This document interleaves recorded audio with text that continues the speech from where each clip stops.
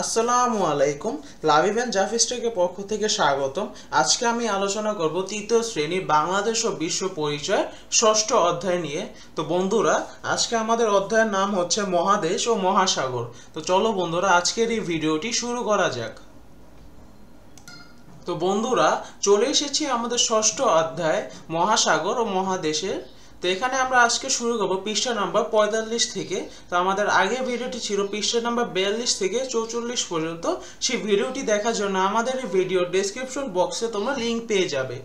তো চলো বন্ধুরা, আজকের পার্টটি শুরু করা যাক। তো পার্ট 2, মহাসাগর। পৃথিবী 3 ভাগ জলভাগ।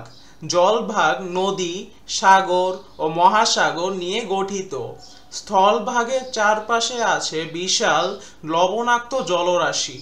এই লবণাক্ত জলরাশি মহাসাগর। পৃথিবীতে মোট 5টি মহাসাগর রয়েছে। প্রশান্ত মহাসাগর সবচেয়ে বড় এবং আর্কটিক মহাসাগর সবচেয়ে ছোট। তো বন্ধুরা, এখানে আমরা বিশ্ব মানচিত্রে যে মহাসাগরগুলো রয়েছে সেগুলো স্থানগুলো আমরা দেখতে পাচ্ছি।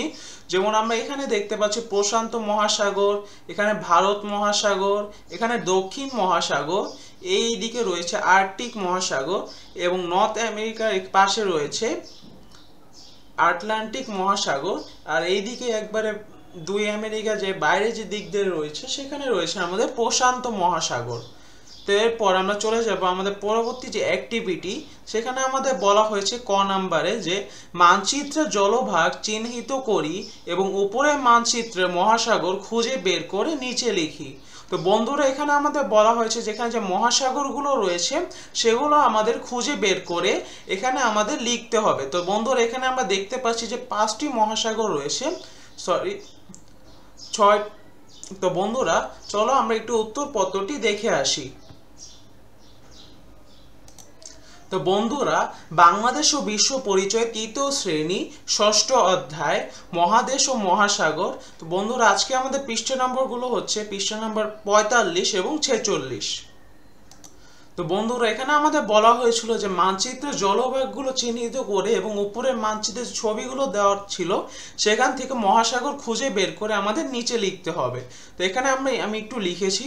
এখানে আমি লিখেছি মহাসাগর, যেমন আর্কটিক মহাসাগর, দক্ষিণ মহাসাগর, প্রশান্ত মহাসাগর, আটলান্টিক মহাসাগর এবং ভারত মহাসাগর। তো চলো বন্ধুরা, এখন আমরা আমাদের টেক্সট বুকে ফিরে যাই। বন্ধুরা, এখন আমরা চলে যাব আমাদের পরবর্তী পৃষ্ঠায়। খ, পূর্বের পৃষ্ঠার মানচিত্র পর্যবেক্ষণ করে এবং নিচের ছকে তথ্য লিখি। তো বন্ধুরা, আমাদের বলা হয়েছে পূর্বের পৃষ্ঠায় যে মানচিত্র রয়েছে সেটি আমাদের পর্যবেক্ষণ করে নিচের ছকে তথ্যগুলো পূরণ করতে হবে।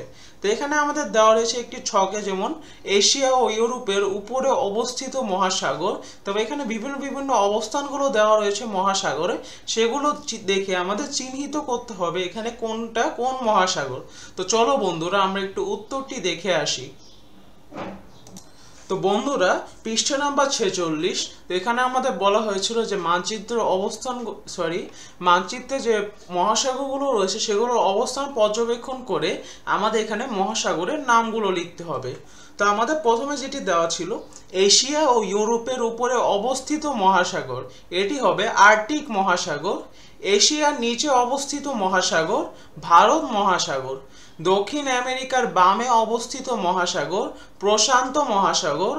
সবচেয়ে বড় মহাসাগর প্রশান্ত মহাসাগর এবং সবচেয়ে ছোট মহাসাগর আর্কটিক মহাসাগর।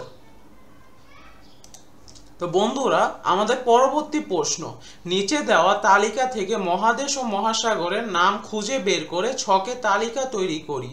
তো এখানে আমাদের যে মহাদেশ ও মহাসাগরের কিছু নামগুলো দেওয়া রয়েছে সেগুলো আমাদের আলাদা করে একটি ছকে মহাদেশ এবং আরেকটিতে মহাসাগরের নামগুলো লিখতে হবে। তো চলো বন্ধুরা, আমরা একটু উত্তরটি দেখে আসি।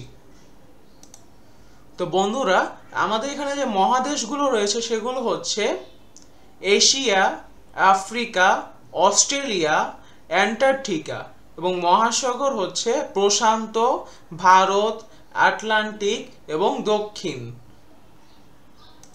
তো বন্ধুরা, আমরা এখানে একটি মানচিত্রে জলভাগগুলো নীল রং করেছি এবং মহাসাগরগুলোর অবস্থান চিহ্নিত করে নাম লিখেছি।